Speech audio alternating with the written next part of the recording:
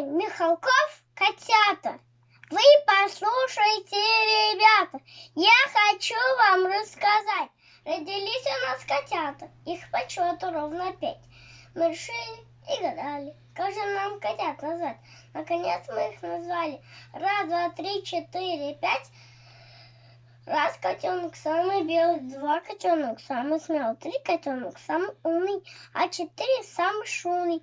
5 похож на 3 и 2. Тоже хвост и голова. Тоже пятнышко на спинке, так везде в корзинке. Хорошие у нас котята. 1, 2, 3, 4, 5.